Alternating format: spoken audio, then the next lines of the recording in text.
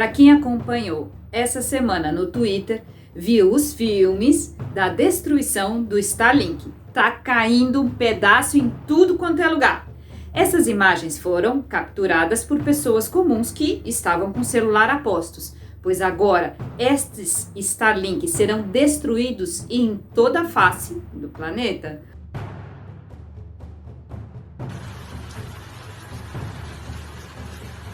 Aí, Rony, de novo, Rony.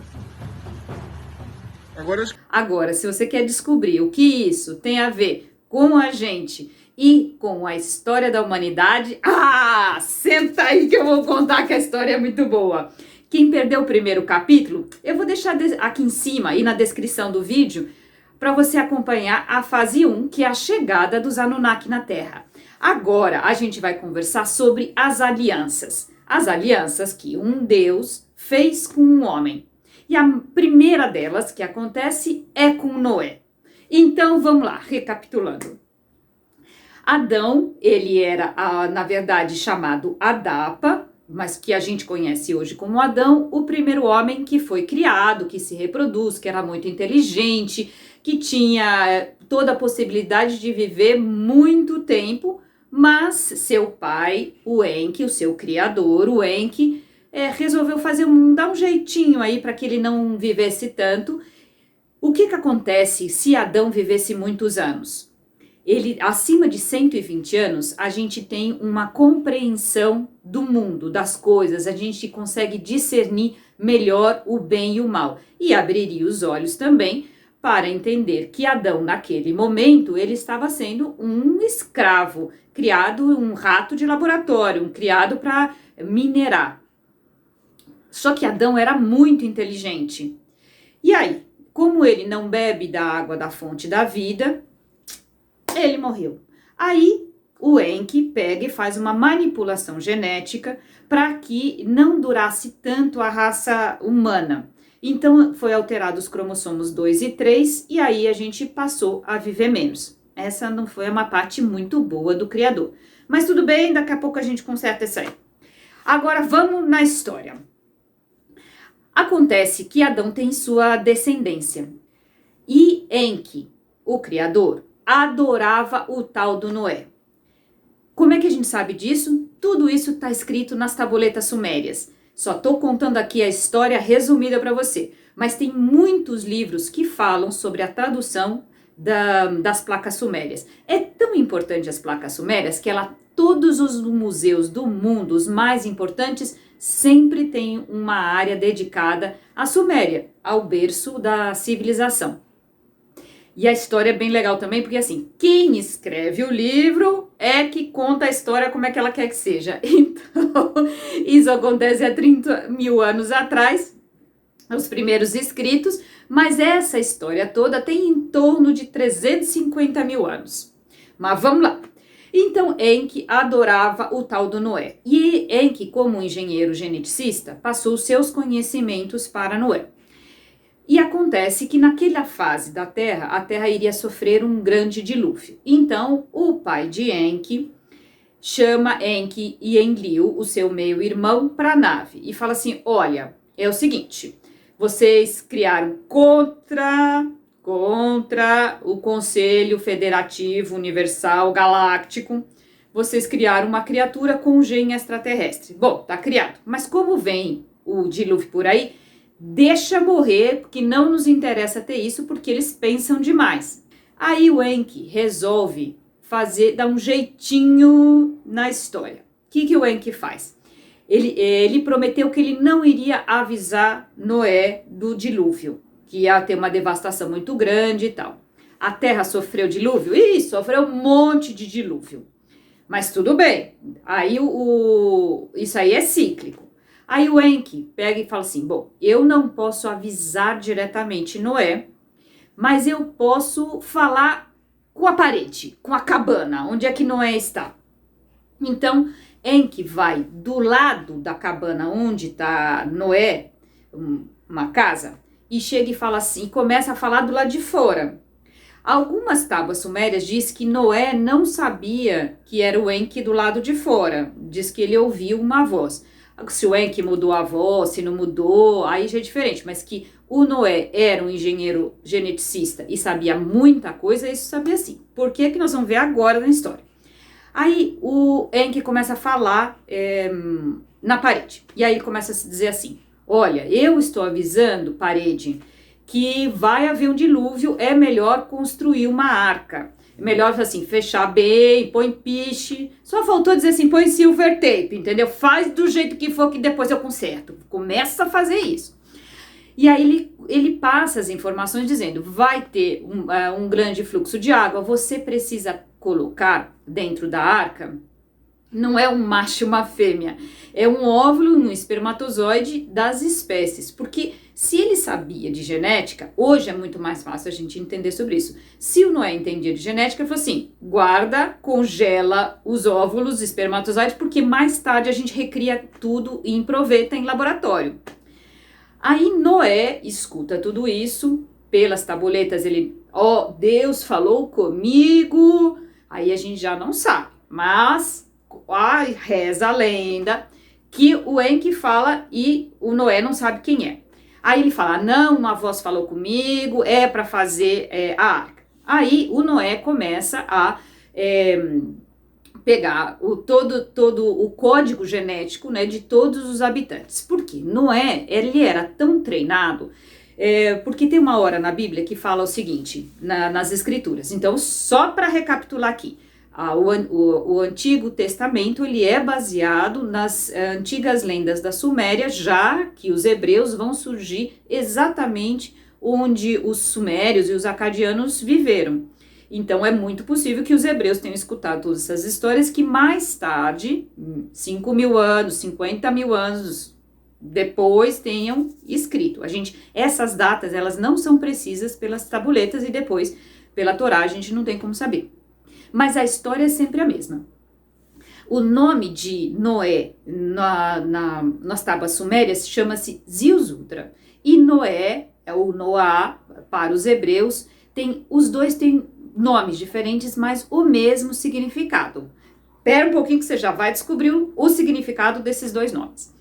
E aí, então, Noé, ele fez um trabalho que era identificar o nome das criaturas que existiam na face da terra pela sua frequência. Por isso é que está escrito na Bíblia lá, dizendo assim, deu o nome a essas criaturas. O que é parte também do conhecimento dos sumérios é que não somente os Anunnakis, mas muitos extraterrestres começaram a colocar animais e plantas aqui na superfície da Terra para que fosse possível o desenvolvimento humano, porque eles estavam muito preocupados, esses humanos precisam ficar fortes, precisam comer alguma coisa, eles trouxeram sementes, trouxeram as abelhas, trouxeram o milho, trouxeram o trigo, ele surge na Terra há 9.000 anos atrás, pelos que eles puderam pesquisar. Então, muitas dessas sementes foram trazidas para alimentar o homem e também fazer comida para eles, escavar minério. Lembre-se, nós estamos falando dentro do Éden, Éden quer dizer em sumério o lugar, o cercado, né, onde ficavam as plantações. Essa aqui é a descrição. Então, Noé sabia identificar todos os animais e ele sabia também como tirar o óvulo espermatozoide, congelar, criogenia, põe lá e que mais tarde eles vão usar na arca. Já que ia destruir tudo, beleza. Aí Noé começa a dizer para todo mundo, gente, vai ter dilúvio, melhor vocês construírem a arca, olha, não fica aí, a água vai subir, melhor ir para a montanha. Aí o povo tudo na praia lá, que vai subir, Noé, tá feito maluco, imagina, não vai acontecer nada. Falou, olha que a voz falou comigo, esse tal desse Deus aí, não sei quem, falou comigo. E o Enki foi passando para a cabana, porque o Enki tinha um acordo com o pai, dizendo assim, não vou salvar a raça humana, eu não vou falar com Noé. Mas ele falou com a cabana, não é Noé, não valeu o acordo. Aí o Noé tá lá trabalhando, tá fazendo a arca do jeito que deu, entendeu? Vai lá meia boca, tudo não tem problema. Tipo assim, temos que fazer aí uma espaçonave, se fosse hoje em dia, né? Assim, espaçonave assim, não tem muito recurso. Vai fazendo com o que tem. Se precisar, põe silver tape e vai fazendo aí.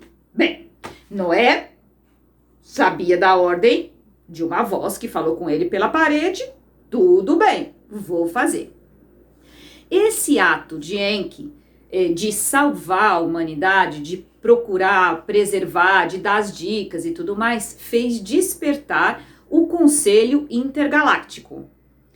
Um conselho que é as inteligências superiores e que define, assim, são 49 raças que estão muito preocupadas com a preservação da humanidade. Por quê?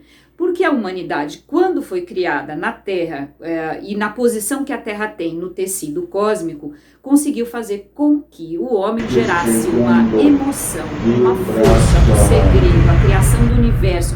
Dentro dele, essa força que é a da emoção, que só o homem tem, essa capacidade, esse motor, gerador de energia do homem, falou assim, isso pode ser muito interessante para o desenvolvimento das 49 raças. Menina, como assim? Me explica isso que agora eu pirei. Então, algo que foi criado para a Terra como um robô, como um animal de laboratório para minerar, para plantar, de repente passa a ter papel fundamental na evolução de todas as raças, não só do homem, mas de raças extraterrestres. Doido. Mas foi assim. Isso, por quê? Porque o Enki foi lá e o Enki foi copiar as fórmulas que estavam escritas na pedra em Rondônia e na pedra do Japão. Perdeu esse episódio? Volta lá no primeiro que eu tô pondo o link aqui na descrição do vídeo que vocês vão entender a confusão. E Noé, ele era o representante dessa linhagem adâmica aqui, entre todas as raças que tinham já seus hominídeos e tudo mais. Aí, o Noé, ele tenta avisar todo mundo. Se fosse hoje em dia, a gente ia fazer o quê? Ia pôr no Facebook. Ia ser preso por fake news. Vai dizer assim, se pusesse hoje na Terra, ó, tá subindo a maré, ó, que tá tendo terremoto, olha que os vulcões vão começar. Se os vulcões, eles são acionados, começa o sistema de ventos, os ventos vão a 400 km por hora na Terra, você toma cuidado onde é que você mora, sai da praia. Se Noé pusesse assim, olha, quando a água chegar na canela, você, não para nem para pegar a bolsa. Ia acreditar? Não ia. Por quê? Porque ia ser denunciado de fake news. Olha, se passaram aí 13.500 anos, adiantou alguma coisa? Nada. Continua sendo denunciado por fake news. Vamos voltar lá na história de Noé. Aí Noé começa a trabalhar e faz a arca e tenta fazer a arca assim meia boca, mas vai fazendo e vai pegando os códigos genéticos e vai por dentro da arca. De repente, esse Enki, que está do lado de fora da cabana, fala para a cabana, Noé, que na época se chamava Ziusudra, falou assim, Noé, cai fora que chegou, a água tá subindo, passou da canela, não para nem para pegar a bolsa, sai correndo para a arca. Aí, Noé pega a sua família, já tava tudo lá dentro da arca, e põe comida, e põe arroz, e põe feijão, e põe tudo que pode nessa arca aí, porque não sabe quanto tempo vai. Acontece que aí é que é legal pra caramba, que a gente depois, quem foi contar isso pra gente foi o tal do ET Bilu, contou o que na verdade aconteceu ali. Quando chegou a hora de Noé entrar, a arca era meia boca. Eu disse, meu Deus do céu, não sei se vai ter piche suficiente para poder vedar tudo. Vocês não sabem, as 49 raças pegaram e fizeram, através do ET Bilu, pegaram e fizeram uma nova arca para... Teve assim um tapa, assim, faltando, em 3 minutos eles fizeram 7 arcas para Noé. Por quê? Porque Noé tinha muita coisa guardada. Aí eles fizeram 7 arcas. Uma dessas arcas, reza a lenda, que parou no Monte Ararat. Mas tem arca que sabe chegou aonde? Na Amazônia. Tá entendendo? Que tá todo mundo querendo saber o que tá lá debaixo da floresta. Bom, foi arca para tudo quanto é lado, tem 7 arcas por aí. Nós ainda vamos descobrir onde que tá uma dessas arcas. Aí Noé fica na arca e vai 40 dias e 40 noites, e 7 dias, 7 noites, não sabemos muito bem assim quanto tempo ele ficou lá flutuando, porque as águas subiram. Quem sobreviveu? Ficou só a família de Noé? Não, por quê? Quem estava nas montanhas se esconderam nas cavernas e ficaram lá na parte mais alta. Então, Quando a maré baixa, quem estava na montanha sobreviveu e a vida continua. Mesma coisa que agora. Olha, galera, a água vai subir, sai do litoral, sai do litoral, sai do litoral. Ninguém sai. Agora, eu moro na montanha. Mas eu moro na montanha, minha vida continua igual. Subiu 50 metros. Não, se subir 4 metros, acaba todas as cidades do litoral. Eu moro a 1000 metros de altitude, pra mim, ó, aconteceu nada. Se não tem mais Facebook, eu nem vou saber que lá acabou, entendeu? Então, é isso aí. Aí o Noé passa o tempo, e ele tá lá na arca, aí que começa a história que tudo isso, gente, é para entender o que os Starlink estão fazendo lá, só para vocês entenderem. Aí o Noé, ele pega e fala assim, bom, já passou um tempão, vou soltar uma pomba. Diz que é uma pomba, diz que é um animal que voa, não sabe. Aí ele pega lá, pá, solta a pomba, não volta, controlada. Solta a primeira, solta a segunda. Aí, de repente, na terceira, volta com um ramo de oliveira. Oliveira, grava esse nome, oliveira. Muito importante isso, porque depois eu preciso explicar outra história da criação do ramo da oliveira. Aí volta, e aí ele diz que abre assim uma janela na arca e desce uma luz. Eu adoro essas partes que desce luz, entendeu? Porque a gente vai juntando as histórias. Vou colocar aqui para você ver uma aparição comprovada pelas câmeras de televisão do ET mais famoso agora. Dá uma olhada nessas cenas aí. Já pensou? Você tá numa arca e de repente, pá, abre a porta e de repente materializa. Uau! Nossa, ia ser legal demais. Então, essa é a cena que foi gravada pela cena de TV. Já imaginou isso há 13.500 anos atrás? Quanto tempo foi que Noé existiu? E foi assim que aconteceu? Materializa alguém lá dentro e diz assim, você tá salvo, legal, deu tudo certo, pode descer que eu posicionei a sua arca já para um lugar seguro. Por quê? A preservação da vida era importantíssima. E Noé tinha essa linhagem adâmica, a linhagem de Adapa, do ser humano perfeito, do ser humano que tinha a partícula de Cristo. E também uma coisa linda que fala da alma. É um negócio maravilhoso pela história. Então, nós somos considerados a pérola do universo. Noé, então, ele era preciosíssimo. Aí que acontece a primeira aliança. Por quê? Porque eles falam assim, não, agora você pode sair, porque a arca que você está foi posicionada, tem um GPS aí. Fala, pusesse GPS na Bíblia, ia adiantar? Não, né? O povo não tinha o Waze naquela época, ia servir para quê? Falou assim, pois eu já pus um Waze aqui que vai descer em lugar seguro. Aí, quando olha, e ele vê pela primeira vez o arco-íris. Então, o sinal de proteção de Noé com essa aliança com Deus é o arco-íris. Essa é a primeira aliança. E essa que é a história mais bonita, porque sempre houve interferência de seres evoluídos para a preservação da vida do homem. E agora, o que é que nós estamos vivendo? Os Starlink, que são armas da facção dos Anunnaki, que são contra a humanidade, contra a raça adâmica. E aí vem mais uma vez, forças, inteligências do bem, as mesmas 49 raças, diz assim, não vai, nada de destruir meus humanos, não. Isso aqui é muito importante. Então, essas 49 raças fazem 3 alianças pela Bíblia com o homem.